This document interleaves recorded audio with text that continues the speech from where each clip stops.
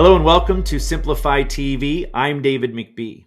Our guest today is Angela Marsh, Senior Growth Strategist at Venus et Fleur.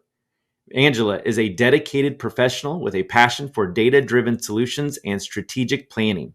She has been in marketing for over 12 years, working with small, medium, and large businesses. Fun fact, Angela started her journey in radio marketing, an industry that gave her a thick skin and helped her to overcome challenges and find success for her clients. Angela thrives in leveraging insights to optimize campaigns and drive business growth. Her experience spans across various industries, allowing her to adapt and excel in dynamic environments. Collaborative by nature, she enjoys fostering cross-functional partnerships and leading teams towards achieving ambitious goals. Angela, welcome to Simplify TV. Thank you, David. I'm excited to be here. I'm excited to have you. Before we jump into your expertise, let's just talk briefly about Venus et Fleur. Just tell everyone kind of what you do. Yes, I get to do a lot of different things, which makes it very exciting. But the primary hat that I do wear is focusing on paid acquisition and how we can help achieve our overall revenue goals. So I am doing a lot of collaboration with many teams to figure out how we can have different touch points with our customers to get them to purchase our beautiful products, which are real flowers that last a year.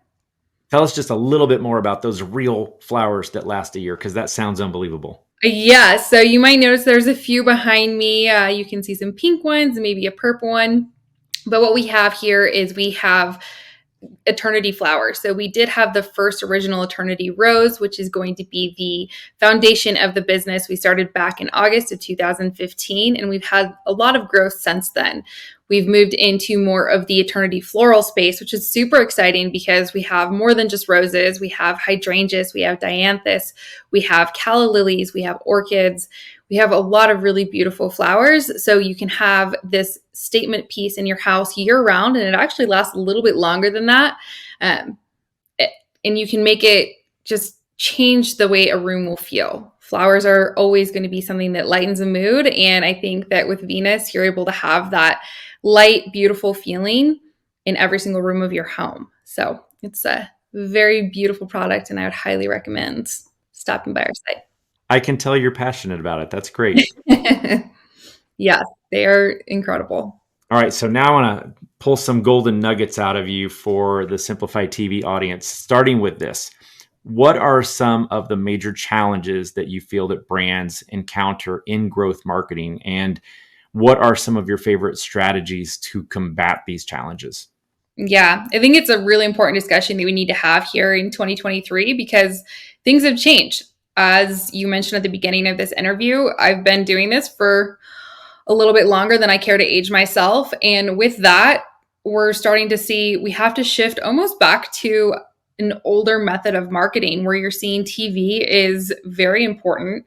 So what has been very challenging with brand marketing is we were using all of these quick channels, meaning we were using things like Facebook and Google and Bing and TikTok and all the different paid acquisition channels that you're able to do to create this funnel.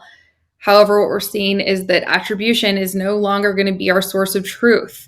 And there's multiple touch points that the modern consumer needs to take before they're ready to purchase. So when we're seeing that there's so many more touch points, it becomes very challenging with brand marketing to just dedicate all of your dollars to one channel. That's something we used to do.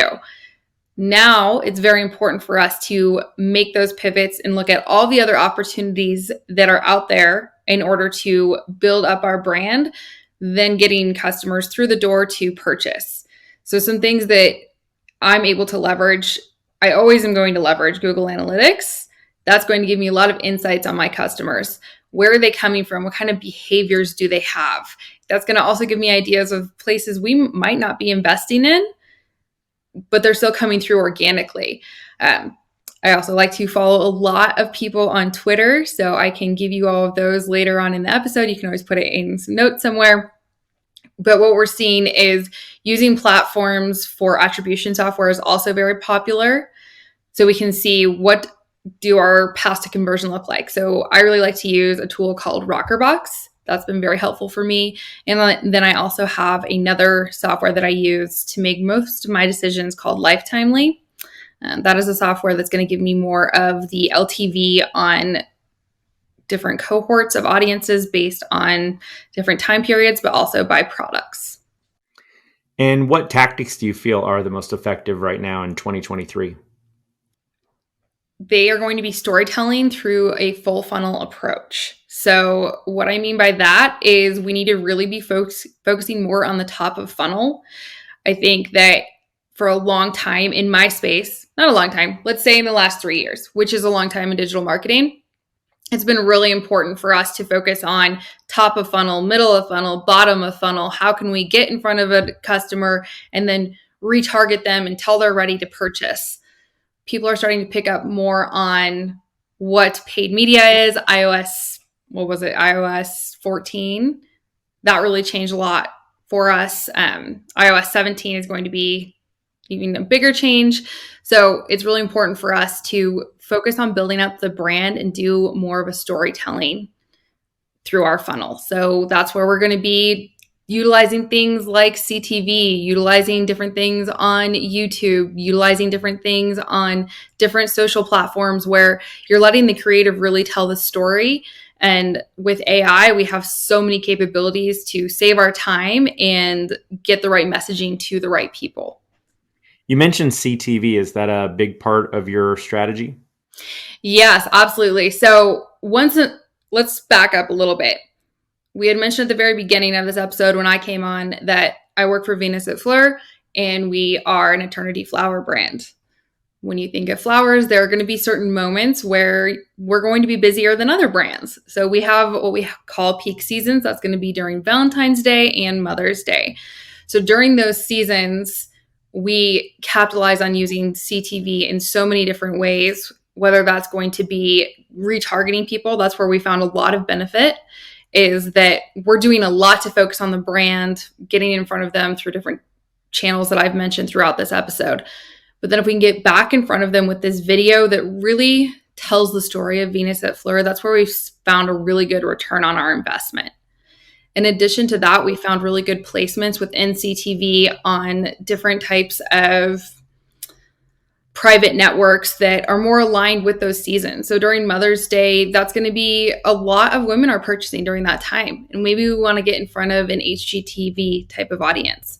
So it's really key for us to have that flexibility to change our targeting at a very pivotal moment for us.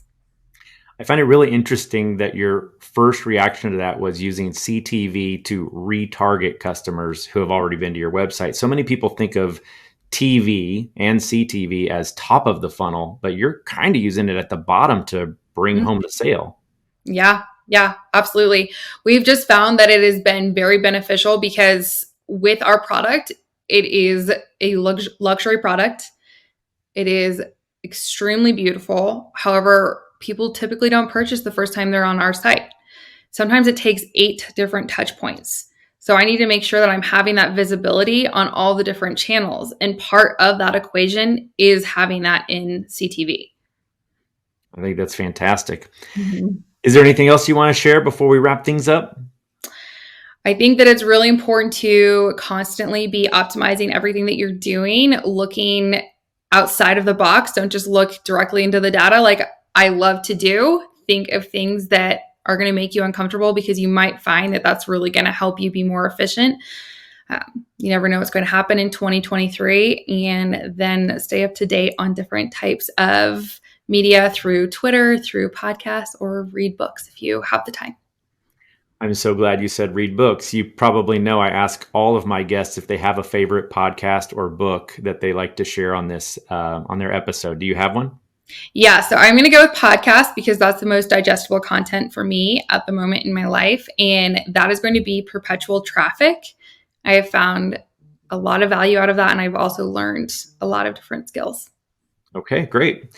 And what is the best way for viewers to learn more about you and or Venus at Fleur? You can learn more about Venus at Fleur by visiting us at www.venusatfleur.com.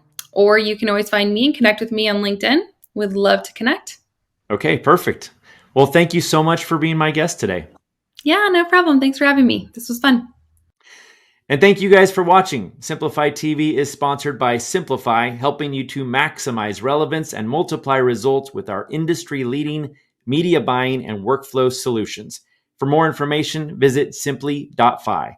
Thanks for joining us today. I'm David McBee. Be awesome, and we'll see you next time.